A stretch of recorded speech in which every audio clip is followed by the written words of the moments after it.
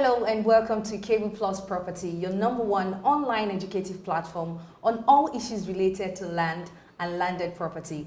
My name is Oiza. At Cable Plus Property, our aim is to ensure that all Nigerians and non-Nigerians have at the tip of their finger every information related to land acquisition, land procurement, building construction, planning, documentation and registration of land and landed property. We provide you with everything you need to know about getting your property registered and obtaining your planning permit.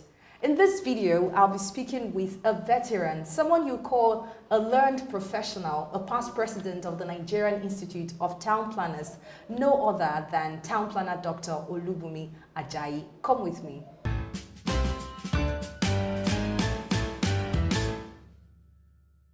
Town Planner Dr. Olubumi Ajayi was born 73 years ago to the family of Mr. and Mrs. Ajayi at Ire in Boripe local government of Osun State in Nigeria. He started his educational career from St. Paul's Primary School in 1954 to Baptist High School Ire between 1960 to 1965. He graduated from University of Ibadan in 1971 with Bachelor of Science Honors. In 1972, he obtained Diploma in Surveying from Federal School of Surveying, Oyo State. His master's degree in Town and Country Planning was from University of Sydney in Australia in the year 1974. A registered member and fellow of Nigerian Institute of Town Planners, Dr. Olubunmi Àjàyí started his working experience as a school teacher to a pupil surveyor to a planning officer at the Central Planning Office of the Federal Ministry of Economics and Development, Lagos in 1976. He's a managing partner of Mollage Consultant from 1979 till date. He was a chairman of several committees, a member of governing board of the Polytechnic Ibadan, and so on.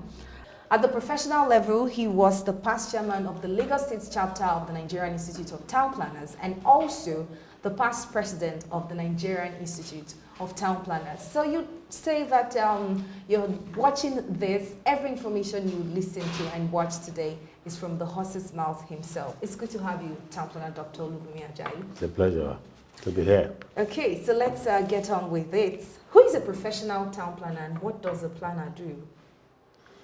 Okay, I always try to tell people that when you want to understand planning, maybe it's better to show you what areas that is not planned.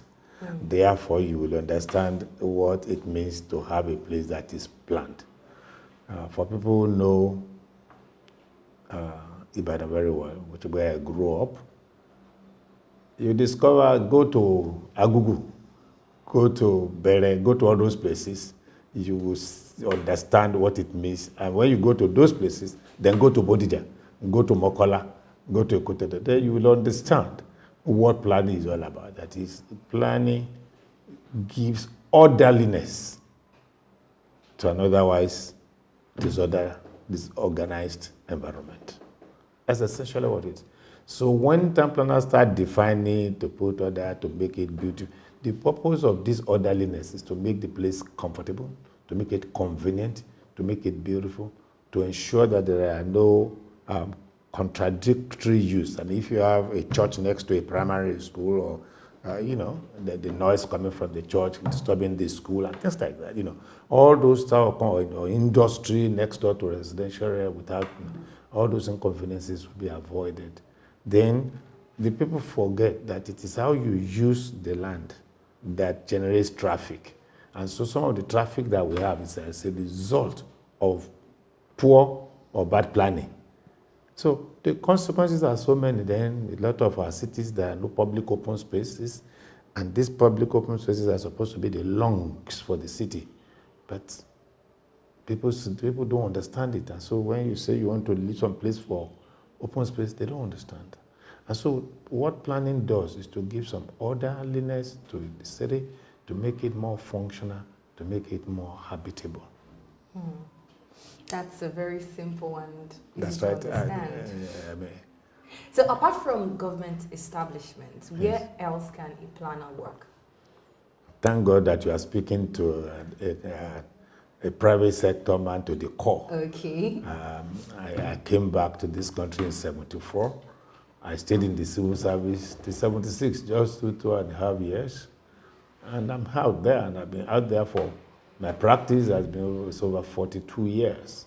So that tells you that there are planners who are working outside government.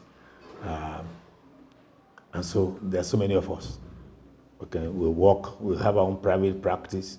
Some are lecturers, some are in the media, just like this organization. Then some are working for some other private developers. They're working as consultants, they're working for international agencies.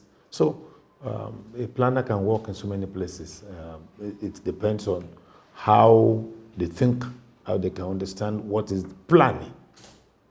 Because when you don't understand even the word plan, you will not be able to extend your brain to see what I can add value. But when you can, because when you use the word plan has two broad implications. The first implication is solving a problem. The second implication of taking decisions today to arrive at a future, at a desired future.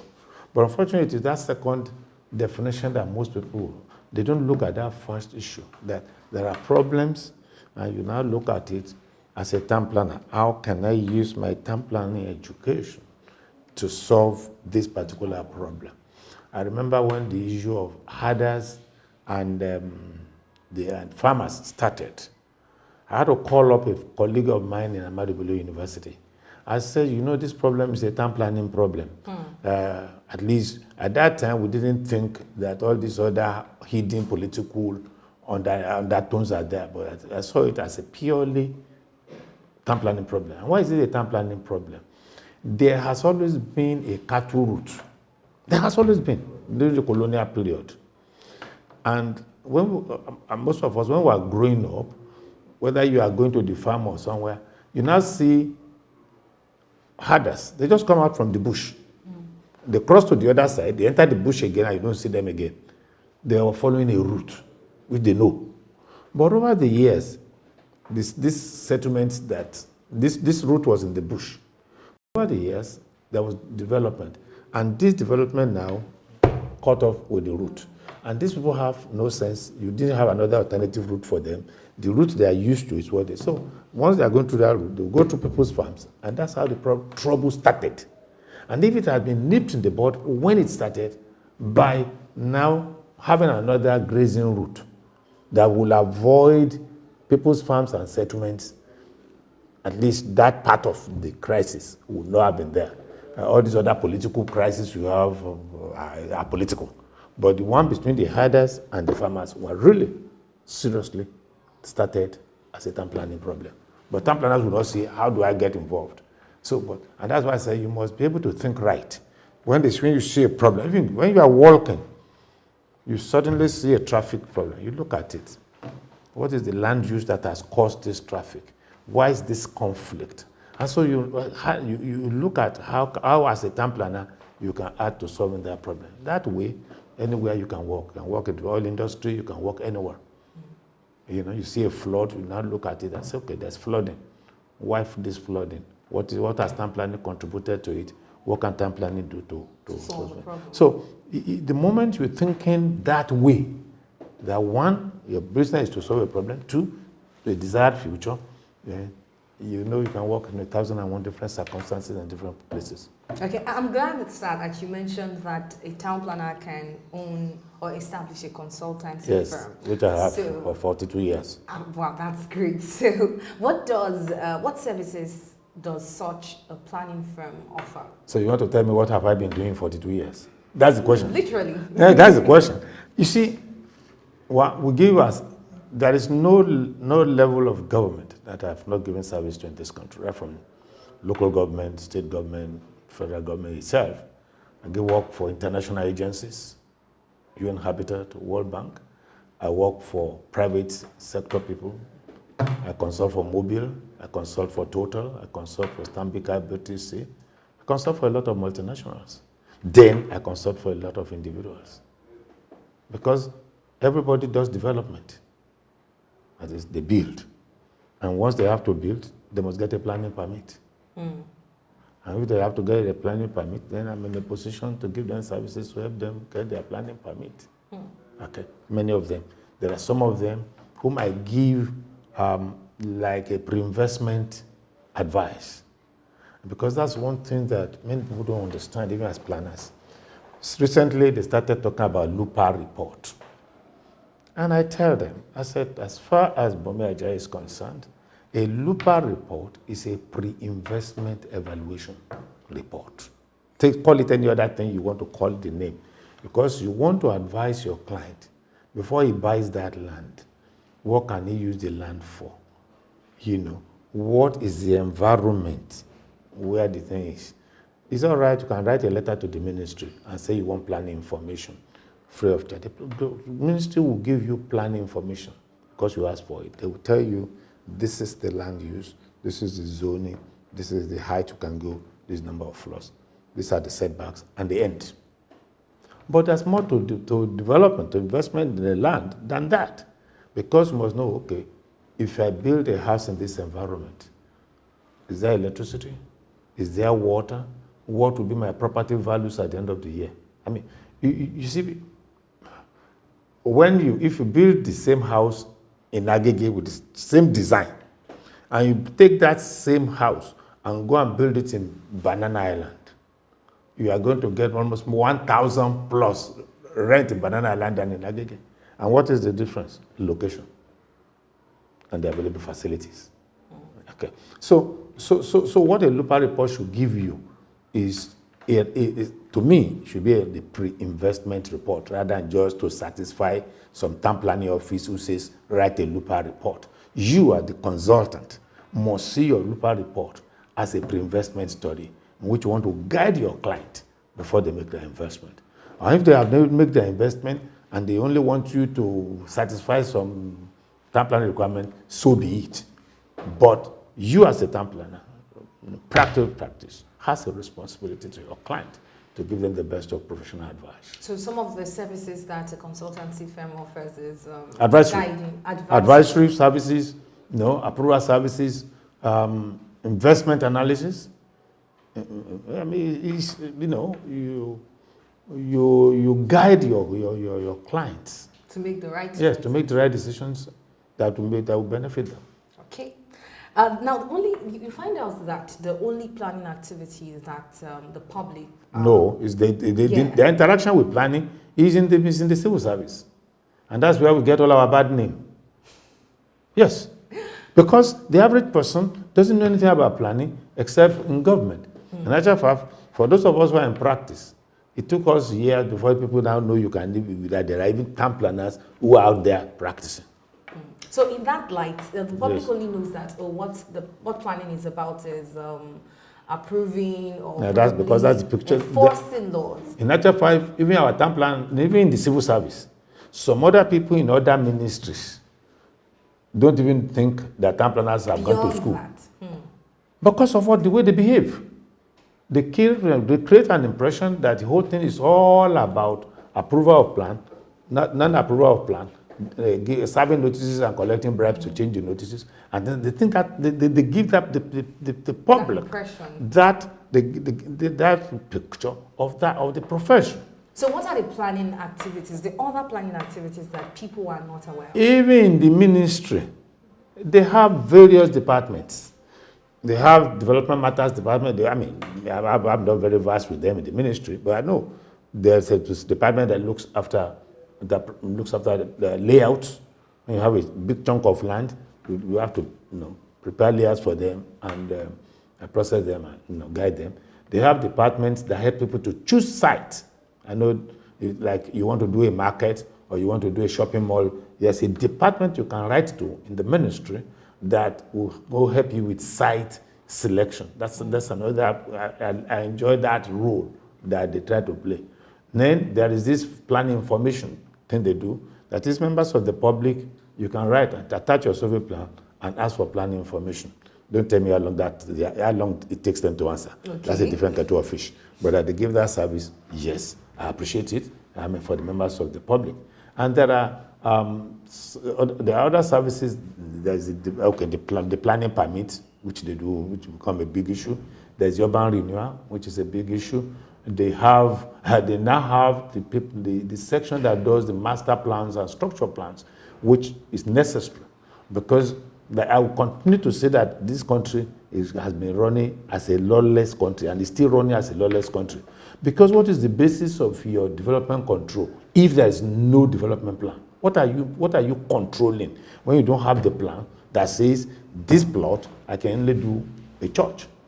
On what basis? You don't have that plan, no? I now say I want to build a church, and you now say you cannot do. On what basis are you saying I cannot do a church there? So a lot of in actual fact, if the members of the public are smart, and I wish I had more time to myself, I will go to court and make sure I stop all town planning activities in this country, in most of the states. And I will come from the position that once you don't have a development plan, you cannot do development control. So, so that a lot of them are doing illegality. But the public, because they don't know their rights, or because the judicial process in this country is costly, it takes time and things like that. That's why more than 70% of the town planning being done in Nigeria today is illegal. It's lawless. Because they don't. Ogun State, the whole of Ogun State, there's no single town that has a master plan in Ogun State. The whole of Oyo State, they are doing something in Ibadan. I don't know whether they can ever use the documents that will be produced. They don't have master plans. So on what basis are they doing to control? And all these are supposed to be works of planners. That's right. That's why I appreciate Lagos State. I give kudos to Lagos State on that. They've done very well. And they're still doing very well on that, producing development plans. And they're already now getting to the lower order plans, where you can identify your plot. They are getting to that level now, which is good for Lagos. And I think at least they've listened, we've criticized them over the years, we've suggested to them over the years, and they're listening. But all these other states, somebody should take them to court and close down their town planning offices. Okay, there's this saying that God in his infinite mercies created the environment for town planners to manage. Yes. Do you believe in the saying? If yes, can you please explain you see, how planners manage the environment? Every other, irrespective of whatever anybody is saying, I was president of the Association of Professional Bodies of Nigeria. And there were, at the time I was president, there were about 23 professional bodies there. You see, every other profession, and I'm saying it with all this sense of regret, apart from surveying, which gets to any site before us, because surveyors are the first set of people that get to a site. But what is a survey plan? A survey, and what does it do? A survey plan simply tells you where, that is the location of the land, the shape of the land, and the size of the land. Every other thing is grammar. I repeat, a survey plan has three critical things to show you. The location of the land, the shape of the land, and the area of the land area. That's all. But it's the town plan, after this surveyor now gives us that detail, that map, do the topo, give us the various levels. Okay, there may be a fourth thing, is the next thing. They produce topographical map, which gives us the levels, the height of the land. Let me add that as a fourth thing they go. So once they give the town planner that survey that shows the area, that shows the elevations, now it is the town planner that will now design them where there is going to be roads, where it's going to be residential. It is after we have done all that the engineer now comes forward to come and make the road. It is only then that they allocate the land, the individuals that own the plots now commission the architect. It is only then when they commission the architect that mechanical and electrical starts their work. So until the town planner has done his work, the rest of them have nothing to do. And that is why we are the ones that really manage that natural environment which God has given us. We are the ones that manage it. So it's our management that in terms of design and things like that, that other professionals in the building industry now has something to do. And that's when they come along.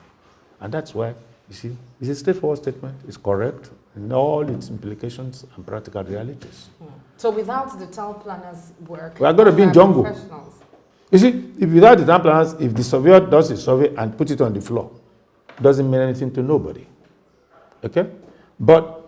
And if there is no layout, where would the engineer who said the road will be? They'll just be doing a haphazard thing. And that's why we have a lot of problems of flooding and all sorts of things all over. Because they didn't allow the town planner to have, that's why we're talking about the issue of the master plan. Once they don't have a plan, they'll be doing nonsense. You don't even have a plan for your life. Your life will be planless. And whatever result you have. And that's why I always say, our cities are ignored cities. That's what I used to call them. We have ignored them. We didn't plan them. So, and once we don't plan them, and we're expecting good results from our cities, then we must be not thinking right. It's like if you have children, you didn't train your children, and you're expecting good results. What are you talking about? So the same thing. We have cities, we didn't plan for them, and we're expecting good cities, we're expecting beautiful cities. We go to America, we go to Washington, oh, are those cities are beautiful and things like that. Are they as stupid as you? Even ants plan their houses. And we, human beings, educated, we are not planning our cities, and we expect good cities.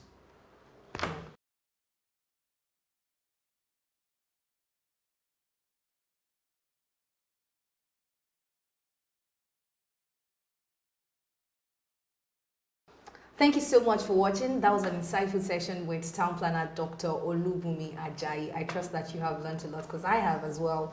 Don't forget to follow us on Instagram at Cable Plus Property. Also, do like our Facebook page at Cable Plus Property. Make sure you like this video, subscribe to our channel, and share with your friends and colleagues. My name is Oiza, and this is Cable Plus Property.